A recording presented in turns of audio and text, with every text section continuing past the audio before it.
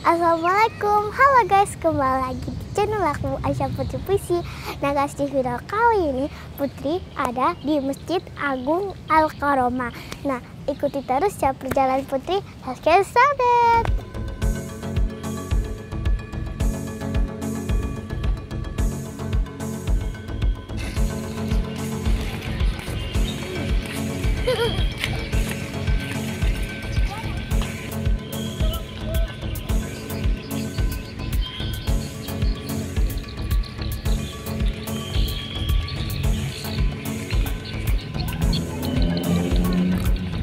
Masjid Agung Al-Karomah Martapura.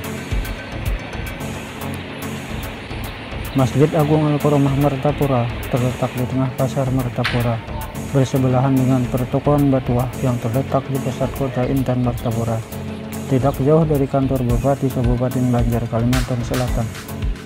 Masjid ini adalah masjid tertua yang ada di Kabupaten Banjar karena didirikan pada masa penjajahan Belanda. Walaupun sebenarnya masjid ini sudah berusia cukup tua, akan tetapi struktur dan bangunan masjid ini sudah jauh dari struktur bangunan awalnya karena sudah sering direnovasi. Sekilas bangunan masjid ini seperti bangunan masjid baru karena kalau dilihat dari luar hanya bahan keramik dan beton di sana sini. Berbeda sekali dengan bangunan awal yang terbuat dari bahan utamanya adalah kayu ulin. Akan tetapi ternyata kalau kita terus masuk ke dalam masjid, akan kita temukan satu bagian masjid yang masih menyisakan peninggalan arsitektur lama yang terbuat dari bahan kayu dan ulin. Hal ini memang disengaja dipertahankan karena untuk menjaga peninggalan sejarah budaya bahari yang untuk membangun Masjid Al-Karomah ini mempunyai cerita yang menarik tentang kesaktian seorang tokoh Juriat Syekh Muhammad Arsyad Al-Banjari. Diceritakan bahwa panitia pembangunan masjid memilih Syekh Muhammad Apip atau Datu Landak sebagai orang yang mencari kayu besar untuk dijadikan tiang masjid. Maka berangkatlah beliau bersama 3 orang keponakan beliau yang menemani untuk mencari kayu ke pedalaman hutan di tepian Sungai Barito.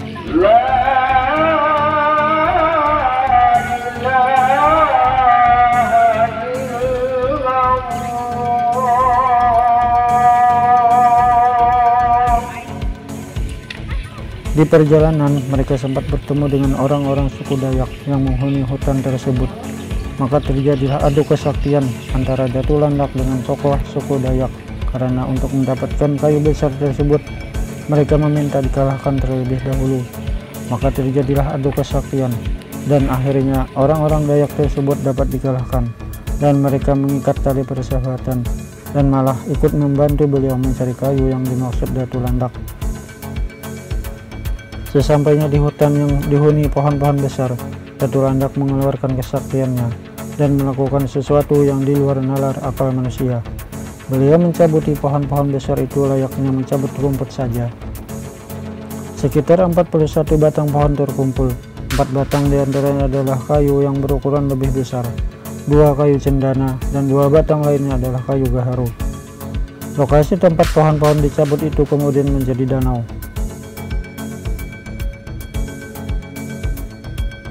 Di tengah danau terdapat serumpun bamban yang berputar. Sekarang disebut dengan bamban beredar. Masih banyak lagi cerita tentang kesaktian beliau yang dicatat dalam sejarah sehubungan dengan pembangunan Masjid Al-Karomah Martapura ini. Keistimewaan lainnya dari Masjid Agung Al-Karomah Martapura, selain dari nilai sejarahnya yang istimewa, adalah bahwa masjid ini dijadikan panutan atau ikutan bagi masjid lainnya yang ada di Kabupaten Banjar. Misalkan saja mengenai waktu azan, waktu berbuka puasa, waktu sahur, waktu sholat id, dan sebagainya. Kebanyakan masjid dan musola yang lainnya menunggu sampai waktunya berpatokan pada Masjid Agung Al-Karomah. Mereka mendengarkan siaran Masjid Agung Al-Karomah melalui radio, sehingga mereka mengetahui tibanya azan dan lain sebagainya tepat waktu. Ya, saat ini kita sedang berada di tengah-tengah ruang induk Masjid Agung Al-Karomah Martapura. Sebagaimana kalian lihat, di sini ada bangunan yang masih tradisional, masih dalam bentuk bangunan yang lama, karena ini mempertahankan nilai sejarah. Sebagaimana bisa kalian lihat, di seluruh ruangan masjid ini semuanya sudah direnovasi, sudah dibongkar. Akan tetapi yang di sebelah sini dipertahankan. Kenapa? Karena untuk mempertahankan nilai sejarah pembangunan asal Masjid Agung Al-Karomah. Yang dulunya konon sejarahnya Masjid Agung Al-Karomah ini untuk tiangnya, untuk suku Goronya didatangkan dari Kalteng yang dibawa oleh seorang juriat Syekh Muhammad Arsyad Al-Banjiri yang bernama Datuk Apip Landak atau Datu Landak. Konon beliau dari Kalteng itu membawa ulin, ulin ini ke Martapura dengan berjalan kaki dan diseret pakai tangan. Itu beliau adalah seorang yang sakti. Selain ulama, beliau juga dikenal sebagai orang yang sakti. Dan pendirian masjid ini pula, pendirian tiang suku Goro ini pula, konon sejarah tidak luput dari kekuatan atau kesaktian beliau. Katanya sih untuk mendirikan ulin yang besar ini, beliau dengan tangan beliau sendiri, tidak menggunakan alat. Kalau sekarang kan ada ekskavator, kalau zaman dulu nggak ada. Jadi menurut sejarahnya dengan kesaktian beliau untuk mendirikan ulin yang besar ini.